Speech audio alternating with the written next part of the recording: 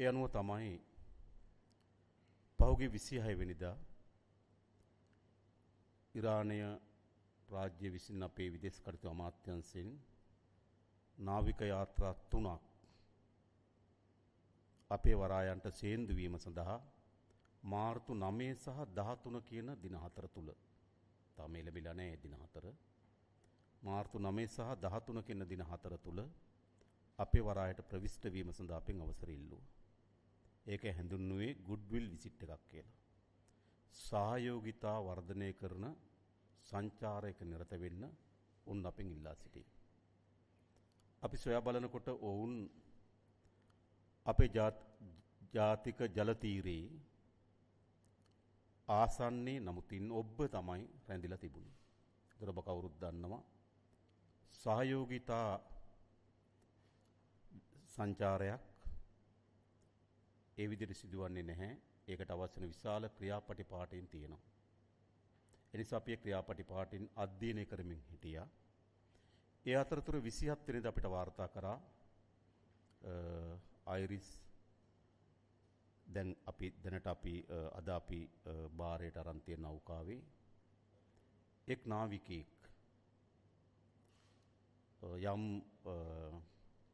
එම නැවේ තුල වැටිලා යම් ආපදාවට ලක් වෙලා තිබෙනවා අපිට වාර්තා කරා.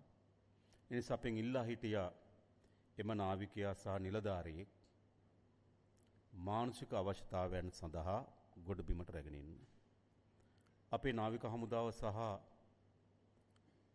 අපේ ගුවන් හමුදාව මැදිහත් වී එම දෙදෙනා එක්කෙනෙක් ඒ ආබාධයට ලක් වූ කෙනා අනිත් කෙනා උඩ රැකවරණ දෙන්න නිලධාරියෙක් තමයි උන් ඉල්ලා සිටින්නේ. ඒ දෙදෙනාම අපි ගොඩබිමට ගෙනාවා. ගෙනලා අවශ්‍ය කරන වෛද්‍ය කටයුතු වලට යොමු කරා. මේ අතරතුර තමයි 4 වෙනිදා අපිට වාර්තා වුණා 4 වෙනිදා පාන්දර 5යි විනාඩි 8 සහ 5යි විනාඩි 30 අතර අපේ ජාතික ජල තීරයෙන් ඔබ්බේ ආසන වශයෙන් ගත්තොත් ගාලු වරායේ සිට මුහුදු සැතපුම් 19ක දුරින් යම් යාත්‍රාවකට ප්‍රහාරයක් එල්ල වී තිබෙන බව සහ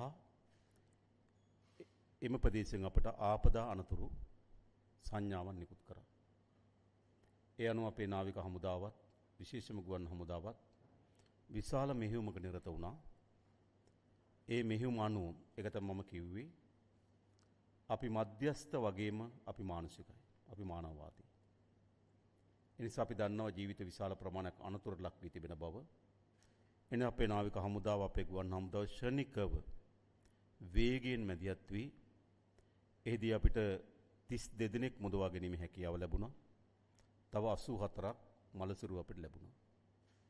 අපි මලසිරු 84ක් ඒ වගේම තුවාලකරුවන් 32ක් අපි ගොඩබිමට රැගෙන ආවා. දැන් එම තුවාලකරුවන් ඔබ දන්නවා අපි කරාපිටිය රෝහලේ ප්‍රතිකාර ගන්න බව.